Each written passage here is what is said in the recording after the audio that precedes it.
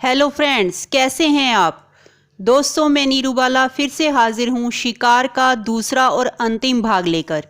दोस्तों, यह कहानी किसी भी प्रकार से फेरी के माध्यम से आजीविका चलाने वाले कामगारों का विरोध नहीं करती, अपितु सतर्कता बरतना अनिवार्य है। साथियों, जब हमारी आत्मा अंदर से प्रसन्न होती है तो वो खुशी हमारे चेहरे पर भी साफ साफ नजर आती है। शोभा भी मानो आज पंख लगाकर उड़ी जा रही थी। सांझ ढलने को थी और सूर्य देवता अपनी स्वर्णिम आभा को समेटकर बादलों की गोद में जा छिपे थे। नभ में विचरते पंछी अपने आशियाने की ओर लौटने को आतुर थे। रंग बिरंगी टिमटिमाती रोशनियां चारों ओर बिखरने लगी थी। शोभा ने नहा धोकर पवन की मनपसंद साड़ी पहनी, जो अभी पिछले महीने ही पवन ने शोभा के जन्मदिन पर उसे भेंट की थी। शोभा ने बड़े मन से आज खुद को सजाया और चमचमाते जेवर भी पहन लिए। घड़ी की सुइयां कुछ ज्यादा ही मध्यम गति से खिसक रही थी।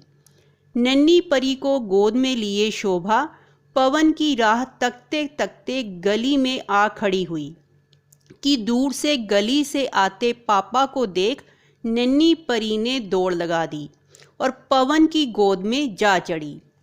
घर पहुंचते ही शोभा ने पतिदेव को बाहों में भर लिया।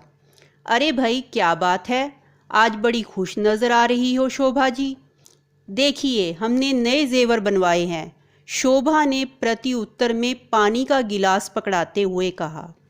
अरे हाँ, तुम्हारे आभूषण तो सचमुच में बहुत चमक रहे हैं, मगर यह सब हुआ कैसे? किसी अनहोनी के भय से पवन के दिमाग की घंटियां बजने लगी। आप बैठिए तो सही, मैं आपको सब बताती हूँ, कहते हुए शोभा ने एक ही सांस में पूरा वृतांत पतिदेव को सुना डाला। देखते ही देखते पवन का चेहरा तमतमा उठा। उसे आभास हो चुका था कि कहीं ना कहीं दाल में कुछ काला है।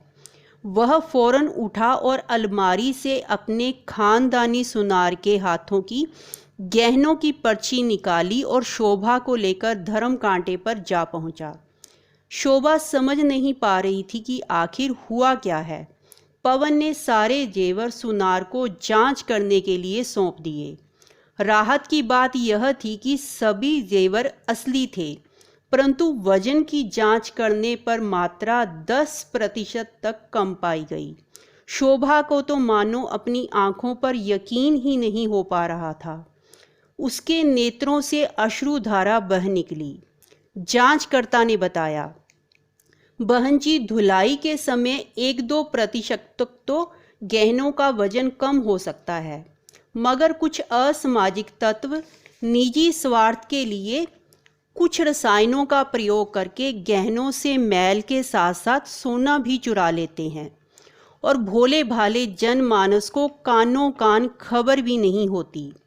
इसलिए तो अधिकतर लोग कई पीढ़ियों तक स्वर्ण का लेन देन एक ही दुकान से चलाते रहते हैं, जहां पर उनका खानदानी विश्वास बना होता है। शोभा ने जब धर्म कांटे वाले को हरीश का हुलिया बताया तो उसने अपने शहर में इस प्रकार के किसी कारीगर के अस्तित्व को नकार दिया। हो न हो वह किसी दूसरे स्थान का ही रहवासी रहा होगा। शोभा और पवन बहुत भारी मन से घर की ओर लौट आए। गहनों का वजन कम होने की सूचना पूरे मोहल्ले में जंगल की आग की भांति फैल गई। जहां शाम तक सभी औरतों में एक उल्लास की लहर दौड़ रही थी, वहीं अब चारों ओर मातम सा पसर गया।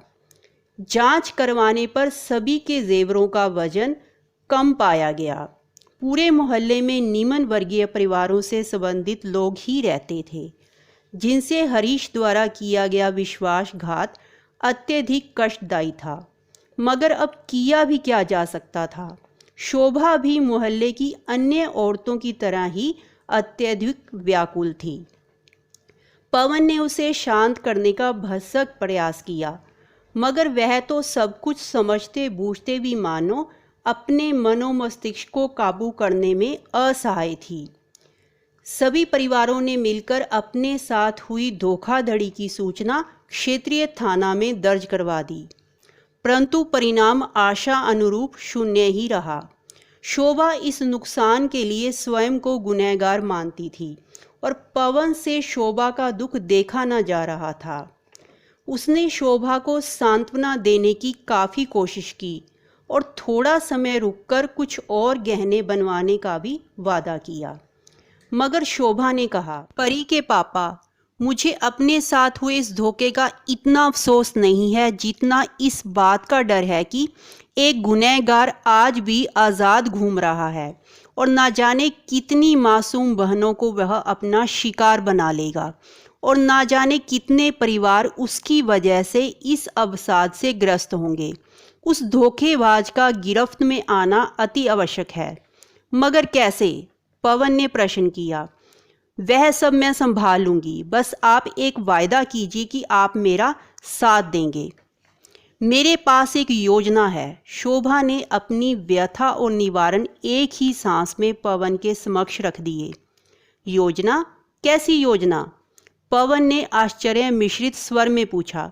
देखिए, आपके जमींदार साहब आपको बहुत मानते हैं ना, तो आप उनसे विनती करके अखबार में एक इश्तिहार निकलवाइए कि उनके खानदानी गहनों को धुलवाने के लिए उन्हें एक कुशल कारीगर की आवश्यकता है, जो घर पर आकर ही उनकी नज़रों के सामने अपने कार्य को अंजाम दे सके। मगर ऐसे तो बहुत से लोग होंगे। पवन ने अपनी जिज्ञासा को जाहिर किया। ठीक कहा आपने, लेकिन जमींदार साहब इसके लिए पहले एक साक्षात्कार का आयोजन करेंगे और आप भी वहां पर उपस्थित रहेंगे। इस प्रकार जितने भी लोग साक्षात्कार के लिए आएंगे, आप उनका फ़ोटो व्हाट्सएप के माध्यम से मुझे प्रेषित करेंगे और हम आसानी से उस विश्वासघाती की पहचान कर पाएंगे। अरे वाह शोभा, योजना तो तुमने एकदम सटीक बनाई है। अगर राम जी ने चाहा तो मुजरिम बहुत जल्द सलाखों के पीछे होगा। पवन ने जमींदार साहब को विश्वास में लेकर जब अपनी योजना से अवगत कराया तो वह फौरन तैयार हो गए। इश्तिहार को पढ़कर निर्धारित समय पर बहुत से कारीगर साक्षात्कार के लिए पहुंचे और पवन अपनी योजना को मूर्त रूप देने में जुट गया। एक एक करके 40 उम्मीदवार आए, परंतु वांछित उम्मीदवार अभी भी पहुंच से दूर था। दूसरे दिन भी कुछ उम्मीदवार आए, परंतु हरीश का कोई अता पता न था। शोभा मन ही मन खिन्न थी, परंतु उसके चेहरे पर लेश मात्र भी शिकन न थी।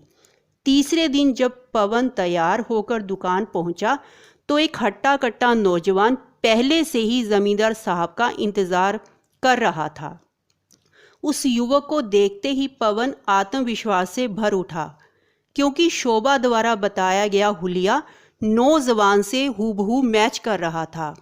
परंतु अपने विश्वास को पक्का करने के लिए पवन ने तुरंत वीडियो कॉल द्वारा शोभा से संपर्क किया और उसके पुष्टि करने पर हरीश को दबोच लिया गया और कानून के हवाले भी कर दिया गया। पुलिस कप्तान द्वारा इस मुजरिम को पकड़ने के लिए शोभा द्वारा बनाई गई योजना की भूरी भूरी प्रशंसा की गई और सरकार द्वारा भारतीय संविधान के तहत हरीश के खिलाफ कठोर कार्रवाई की अनुशंसा की गई। दोस्तों, मुझे उम्मीद है कि आपको यह कहानी बहुत पसंद आएगी। मैं बहुत जल्द फिर से हाजिर होंगी एक नई रचना के साथ। तब तक स्वस्थ रहिए, मस्त रहिए और हमारे चैनल को सब्सक्राइब कर दीजिए। धन्यवाद।